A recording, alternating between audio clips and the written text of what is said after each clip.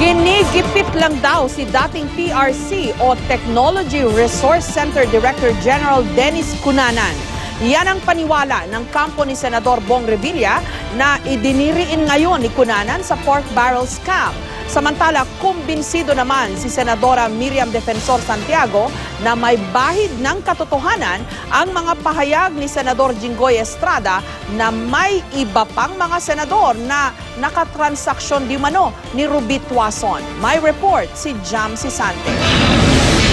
Hindi naman kasi nagsisinungaling daw si dating Technology Resource Center o TRC Director General Dennis Cunanan nang sabihin nitong kinumpirma sa kanya ni Senador Bong Revilla ang kanyang pirma sa mga endorsement letter para sa mga NGO ni Janet Lim Napoles. Sabi ng abogado ni Revilla na si Attorney Joel Bodegon, inamin na raw mismo ng whistleblower na si Ben Hurloy na namemeke sila ng mga pirma sa ilang dokumento. Kung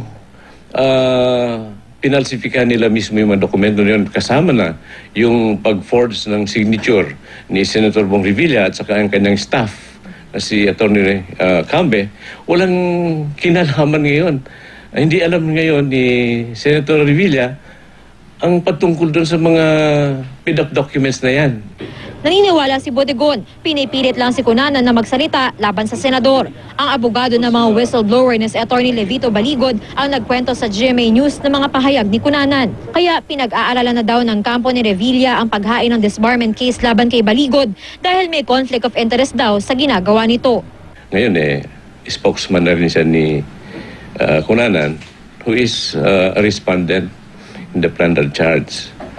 So ibig sabihin, nag-interfere siya sa process of preliminary investigation by enticing these respondents to avail of the Witness Protection Program. Noong humarap si Ruby Tuason sa Senate hearing, sinabi niyang personal niyang inihatid ang kickback umano ni Senador Jinggoy Estrada.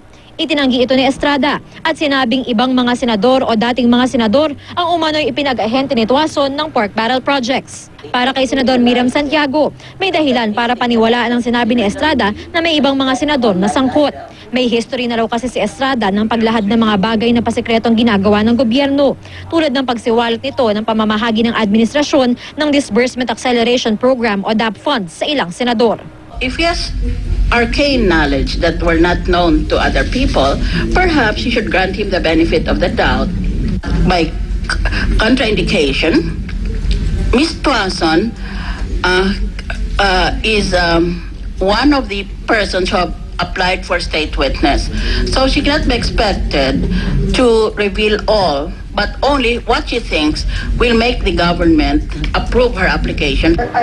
Gayunman, sabi ni Santiago, kailangan pangalanan ni Estrada ang mga tinutukoy niyang senador o dating senador na di umano'y tumanggap ng kickback sa pamamagitan ni Tuason. It places all of us under a cloud. And it's not fair to those who are not implicated when he makes general statements and then backs them up with specific details. It will improve his credibility. Nauna nang tumanggi si Estrada na pangalanan ng kanyang mga tinutukoy dahil ayaw daw niyang mandamay ng iba. Jam Sisante, GMA News.